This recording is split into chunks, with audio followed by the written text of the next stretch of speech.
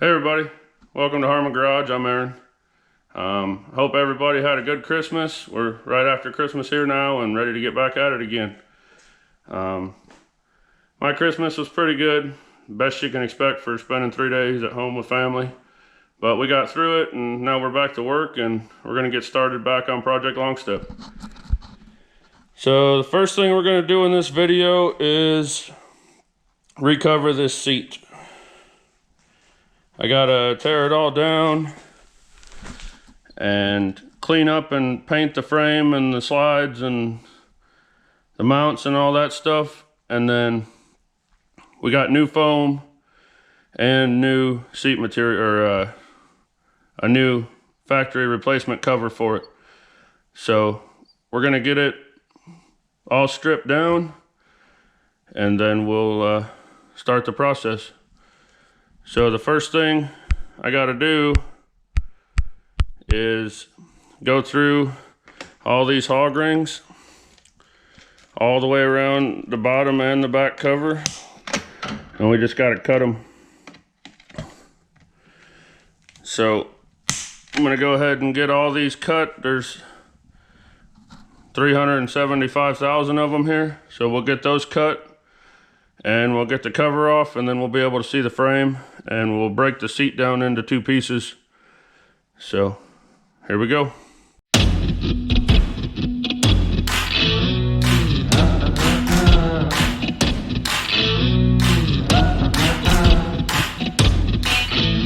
Okay, we got all our hog rings cut off. Everything on the cover should be loose. You can just take and cut these off, but I don't like doing that. So I'm trying to take it off the way it goes on.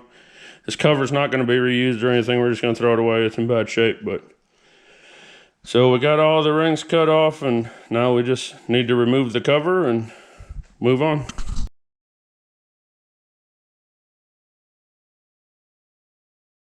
I just want to go over a couple things on this real quick with you guys. This seat cover that I'm taking off of this seat was not a factory cover or a factory style replacement cover. It looks like somebody just took it to a upholstery shop and had it covered, and it's not covered the way that it would be from the factory or supposed to be, or however you want to call it. You can see here they took different layers of foam and just stacked them up. And what I'm dealing with now is I was going to take the seat apart anyways, but you can see those are screws here, so they covered the bottom of the seat and then put the back on and screwed it in, which you can do, but when you put the factory style covers on, if you have this overlay that, then you don't have to basically take everything apart to take the seat apart, if that makes any sense. So I'm gonna see if I can get these screws out. Might not be that easy.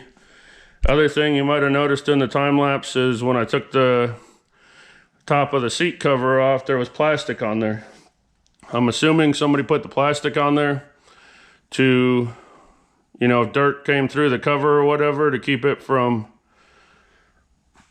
getting the dirt in the foam, or that's the best assumption I can come up with. I'm not really sure, but this is soaking wet, like water coming out of it, soaking wet, and it's been sitting in my shop for probably 2 months where it's dry, and it hasn't dried, and it sat in a sealed up storage container before that, so there's no telling how long this water has been in this back pad, and that's not good. So the material, the seat cover material, has to be breathable, so if this foam gets wet, it can dry. So by putting plastic in there, I mean, I guess you might be doing something, but if that foam gets wet and gets moldy, which it has, you can see down here, it's moldy. All this dark brown, I'm assuming, is some kind of mold. I probably shouldn't be breathing it in, but can't be the worst thing I ever breathed in. So anyways, just a couple things. I wouldn't put plastic in there to seal it up. I'm not an upholstery guy. Somebody might tell me I'm wrong. Won't be the first time. But we're gonna go ahead and take the back off so we can get the rest of this cover off. And then we'll have take our foam off and we'll have our bare seat frame.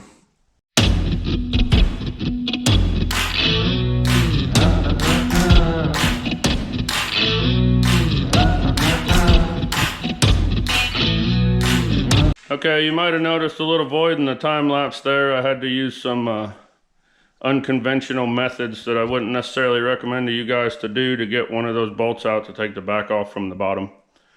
Basically, I lit the seat on fire and got the bolt hot and it eventually came out. But I didn't film it because I don't recommend that type of nonsense to do this stuff, I guess the best word to say. But we got the back off the bottom. We got our cover and our pad off. And now we've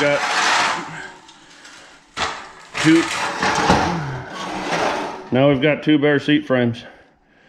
So the next thing I'm gonna do right here are the sliders, seat adjusters, and there are also the mounts. So there's 2 bolts here, 1 bolt up here on either side. So I'm just gonna buzz those off. We'll take those off and we'll move on to the next step. Okay, so I got the seat completely disassembled. Got our mount sliders over here, the back, the bottom. The next step I gotta do is I'm gonna go back through and make sure that I got all the hog rings out on the top and the bottom. And then I'm gonna take a scraper and scrape as much scale and mouse nest and a little bit of seat cover that's still on there and whatnot off. And then I'm gonna take some sandpaper and maybe some purple Scotch-Brite and clean the rust and scuff it real good. And then once I get that done, we're gonna go ahead and paint it, make it pretty. I'm not gonna film any of the cleaning it up because I don't wanna sit here and watch myself do it for 2 hours, and I'm sure you guys probably don't either. So I'm gonna clean it up and then we'll come back and show you the progress. It's been a couple hours and been working on cleaning the rust up and smoothing out this lower seat frame. I got the lower part done. Made a big difference. I thought the thing was rusted bad. It was mainly just surface rust and most of it came off pretty easy. So we got it cleaned up. I'm gonna go ahead and get a coat of paint on one side of this. And then while I let it dry, I'll go ahead and do the frame for the back of the seat. And then I'll paint it. And then we gotta let it sit. I'm gonna let it sit and dry and cure for at least a day. Just because I don't want to scratch it all up right away. So instead of spray painting it and getting it'd take a lot of paint to try to go and do all those springs and all that stuff with spray paint. So I decided instead I'm going to brush it on. That's some rust inhibitor, rust protection paint. So I'm going to brush it on. And like I said, I'm going to get one side of this done. And then while I'm letting it dry enough that I can flip it over to paint the other side, I'll go ahead and clean up the back frame and get it ready to paint. So that's where we're at, and we're gonna keep on moving.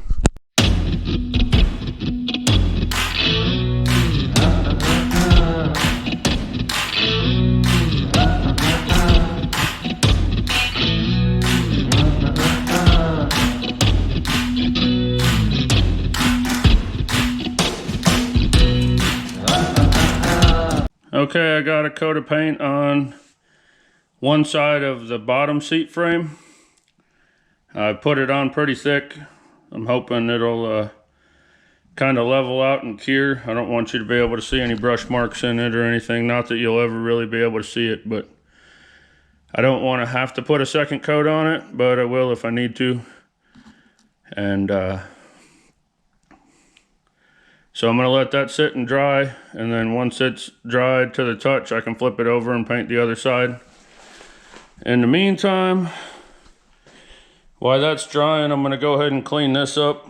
I did it one piece at a time, that way it's kind of speeding the process up, because that one side of paint on that one's drying while I clean up the other one, and I did the harder one first, so this other one, the back's half as much stuff and it should be a lot easier to clean up. So I'm gonna go ahead and clean it up while I wait on paint to dry, and then keep painting, cleaning, painting, cleaning, then a little bit more painting, and then we should be ready to let it cure.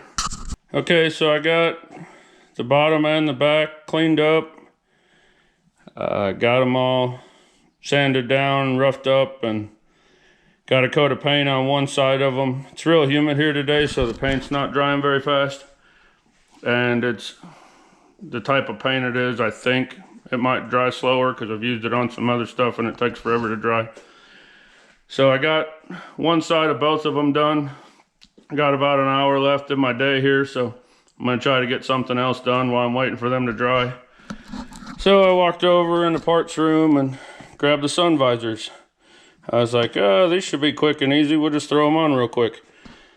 So they came in two pieces. You got your visor and then you got your mount pivot here. And I was like, that's weird. I wonder why they came in two pieces. Why didn't they just put them together before they sent them? And then I decided to go ahead and put one together to see how it went together. And I was gonna film doing the other one. Well, for one, I found out why they come in two pieces, because whoever makes them probably doesn't even want to wrestle with them to put them together. And second, I'm not gonna film putting it together because way too many not safe for work words come out of my mouth trying to get it in there after doing the first one. So I'm gonna go ahead and get the visors put on the mount pivot bars, and then we'll throw them in the truck. Okay, so after some choice words my mom wouldn't have been proud to hear me say, I got the sun visors put together and I got them installed. So not really something that needed to be done right now, and it's one of those things where I had the part sitting there and it was just something I thought would be quick and easy, just throw on and be one less thing I had to do. So wasn't quite that, but we got it done. So I'm nearing my 1 year anniversary on YouTube, and because of that I decided I'm going to try to do one video every day this week. So this will be Monday's video, and then I'm going to do another video. Try, no promises, I'm going to try to do one video a day through Friday.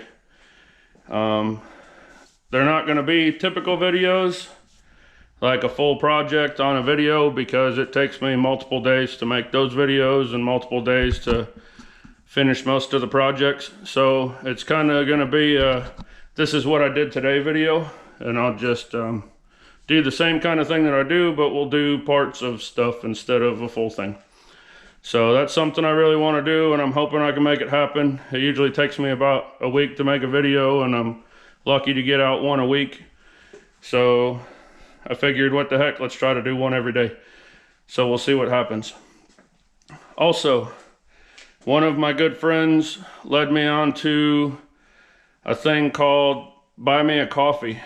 It's a donation deal that you can link to your YouTube, and subscribers and viewers can make donations. And being that it's a holiday giving time of year, I thought about it, and I'm not the type of person that would ask for money, even if I needed it. So I don't want to put the Buy a Coffee on there and have anybody donate any money to me. But I got to thinking about it, and there is a lot of people out there that do need money, and I want to put the link for the Buy a Coffee in my description, and I'll set up an account for the Buy a Coffee, and all the proceeds that come from that, anybody that donates, I'll put all that together and I'll make a donation to a charity. I'm really into kids charities and veterans charities, so I'll pick one or two charities. I'll take that money from that if we get any, and I'll donate it to charities, and then I'll do it for a while and kind of see what happens. And then once we get to a point where it's a decent donation, we'll do a video and figure out which charities we want to donate to, and then I'll let everybody know what I'm doing. So the website is going to be right here, and then I'm going to put a link in the description to actually go to the Buy Me a Coffee that I set up for Harmon Garage. It's not for me, it's for us, so we can all do something together to help out somebody that needs it. So that's going to do it for this video.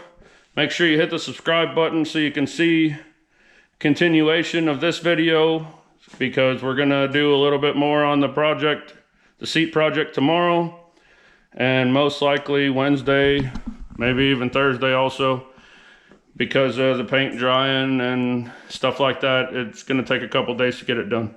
So if you want to see the rest of this video, hit subscribe, and I'll see you guys later.